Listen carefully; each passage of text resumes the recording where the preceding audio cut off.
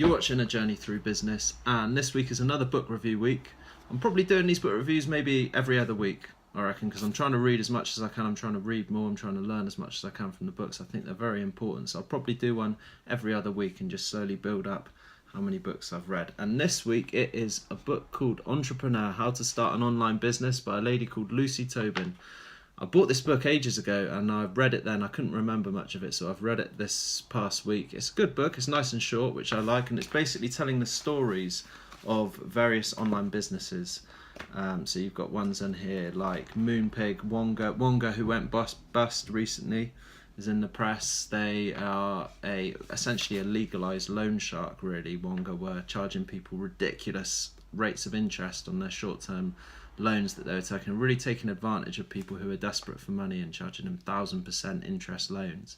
And what happened for them is the government actually just came in and capped the amount of interest that lenders were allowed to charge, and that obviously took Wonga's business model away from them. And then you had a lot of Wonga's customers then feeling unfairly treated and trying to sue Wonga and bringing claims against Wonga, who then had to process all of that, which was very costly. Anyway, they've gone bust, and I don't think that company was in the social interest, so I think it's fairly good that Wonga's gone bust and gone out of business. You've got Moonpig, the personalised greeting cards company that was started by Nick Jenkins, who's on Dragon's Den, who was one of the judges on one of the investors on Dragon's Den, popular TV show. And Nick Jenkins, but it's crazy how much money that it sounds like a simple idea, personalised greeting cards website, but Nick Jenkins had to invest £160,000 of his own money. Then he had to have a further investment of $500,000 from an angel investor, and it's just all through this book is huge sums of money to actually get these websites into the mass market. Other websites like Mumsnet, JustGiving, Zoopla. Zoopla was started by a lad who 37, no experience in property whatsoever, but liked to build a website, looked at Rightmove and thought, I can do better than that.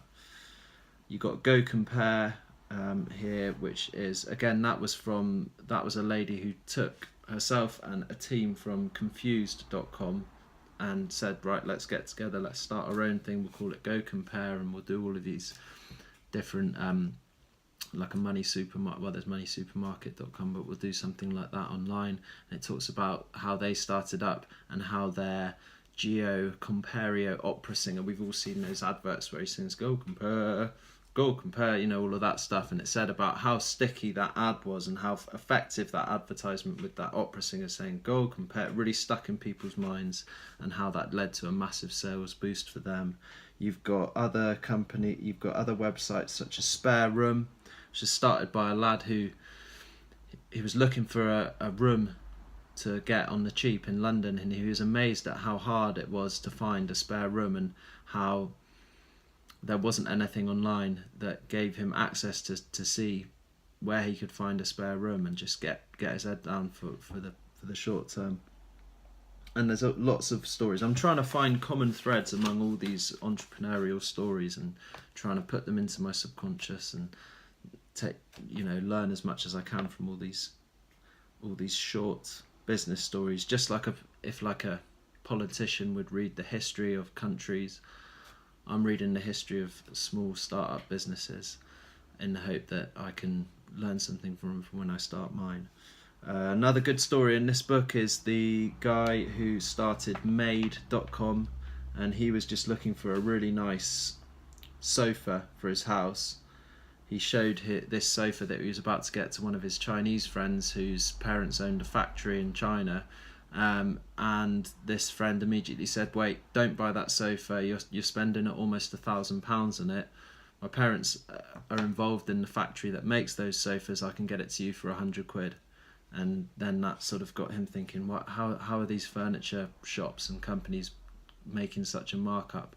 I should just get people I make a website and I let people decide on what furniture they want to buy. Once I've got 100 orders for that particular item, I can then send a purchase order over to a factory in China and have all of that furniture shipped across and sold directly to the customers, skipping the middleman. So it's in this book, a lot of the time the entrepreneurs having a problem in their life that's prominent in their life, and they're thinking, right, there must be a solution to this, and that's how their businesses are often started. But it's a good book, a nice short book, which I like. I like a short read, very to the point, very factual.